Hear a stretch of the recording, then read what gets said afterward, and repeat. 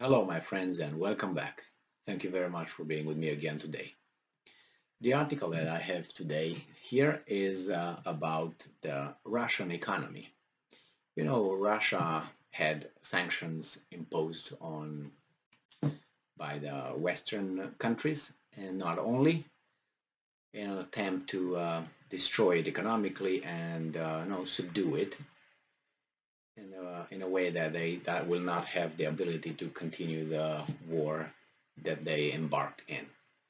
The problem is with all these sanctions that they agreed upon and placed on Russia, it seems like Russia is doing even better than before, or at least the damage is not as acute as they expected. First was the ruble.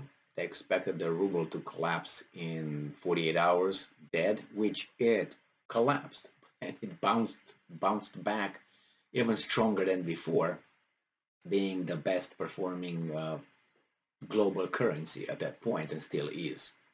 And compared with the dollar and with other currencies, doing very well.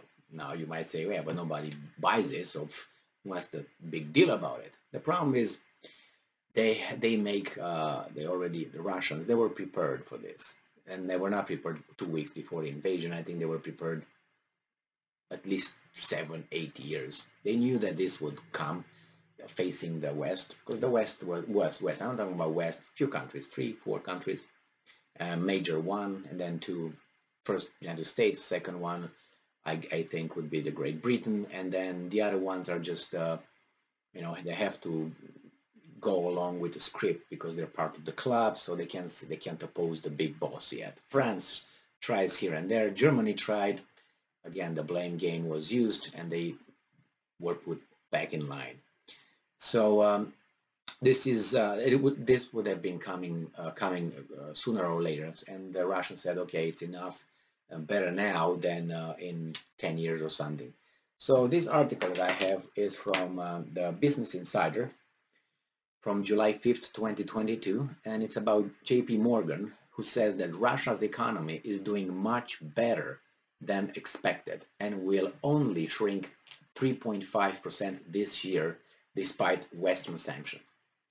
Let me analyze this a little bit, and this is a, how should I put it, an idea, a scenario, okay? I'm not saying that's the way it is. But for instance, look at this pattern in Ukraine. Ukraine wants weapons delivered. Ukraine wants even military personnel fighting the Russians. They want money. They want weapons. Okay. So what they say when we're losing because we don't have the weapons that you Western countries are supposed to deliver them to us for whatever reason, because we're good and you're good and these guys are bad. That's how it goes. So, and I don't go that way because it's a lot of good and bad to distribute, to deal here on everybody. But nevertheless, so when they lose, they say, oh, we're losing. Come on, guys. If we're losing, next is going to be you guys. Europe is going to be conquered by the Russian booth. Come on, do something. Help us.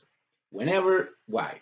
They do that and show destructions, and if we can't, hit their missiles because we don't have the military capability. If you would give us those weapons, we would be able to save civilians and save you, after all, and the rest of the world from Russia, who's going to take over like another guy, right? Anyway, so when they were delivered some weapons, and they say, oh, see, now we're winning with this, but we need some more. See, once you gave us this, now we are able to destroy Russian missiles. We are able to, hit them back. So see, we were right. So give us more. But on the first thing they say, you know what? We need them because we're losing. So now I put this in this context. I'm not saying JP Morgan is in cahoots with anybody, but I'm just saying, the Western countries imposed sanctions on Russia, and Russia is doing, according to these guys, very well, given the circumstances I'm talking.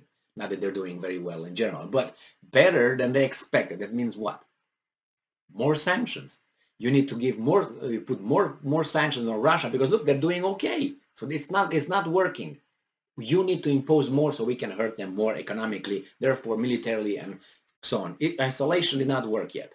So this is, when I hear now these Western businesses talking about Russia, how is, succeeding in their war with the sanctions. I hear the Europeans, oh, we need more sanctions immediately.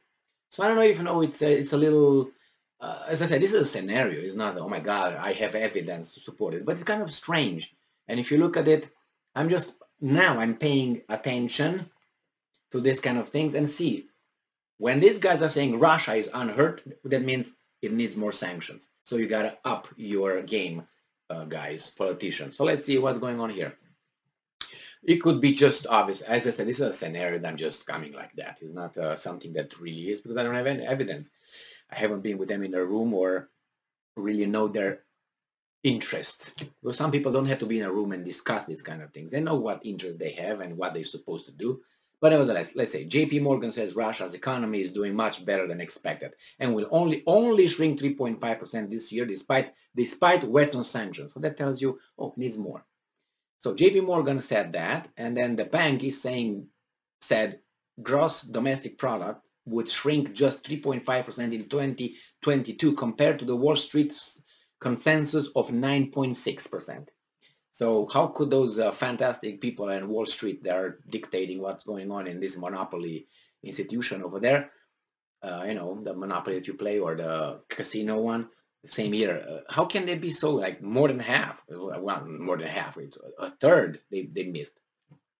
From 3.5 to 9.6, it's a lot of percentages over there. However, JP Morgan said a fall in commodities exports would hurt the economy and it's too early to gauge the full impact of sanctions. The Russian economy downturn this year will be much milder than originally expected, with gross domestic product falling just 3.5% in 2022, according to new predictions from JP Morgan. The bank's economist, said in a note sent to clients on Friday that Russian economic data for May came in stronger than expected, with the manufacturing sector and consumer spending both appearing to stabilize. Meanwhile, the labor market displays little signs of distress, they said. Unemployment dipped to 3.9% in May from 4% in April. The resilience in the Russian economy comes despite the tough sanctions imposed on the country over its invasion of Ukraine in late February. So then I'm thinking, and the exodus of foreign companies. So maybe you should, maybe if you don't sanction them, they're going to go down.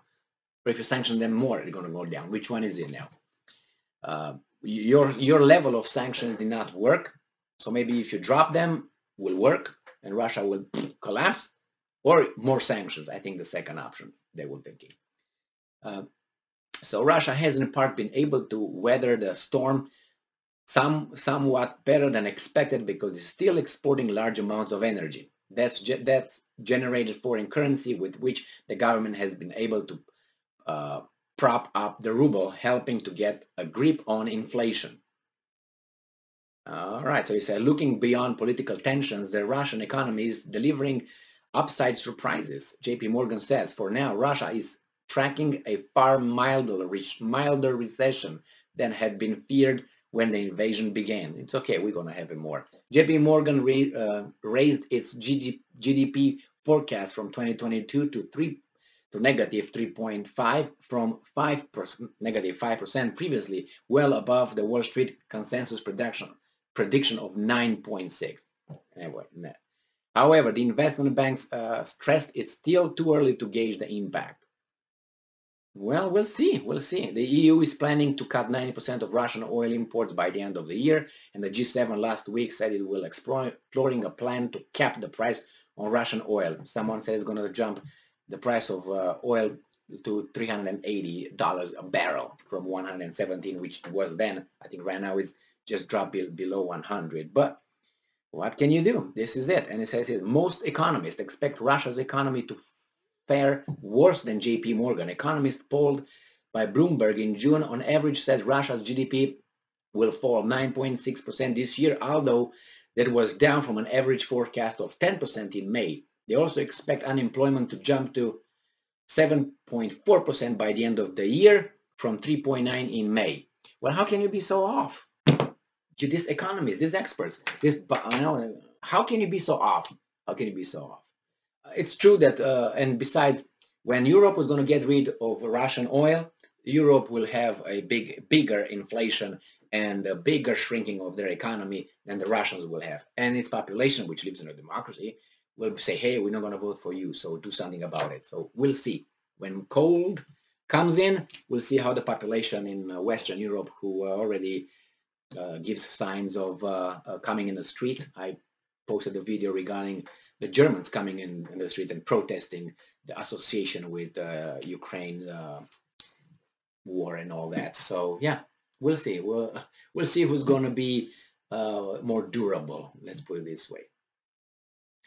I told you the Russians were prepared for longer than the Westerns, and they had everything ready. And it seems like they're not idiots. Thank you very much for being with me again today. Stay strong, stay smart, look for the truth, and be just.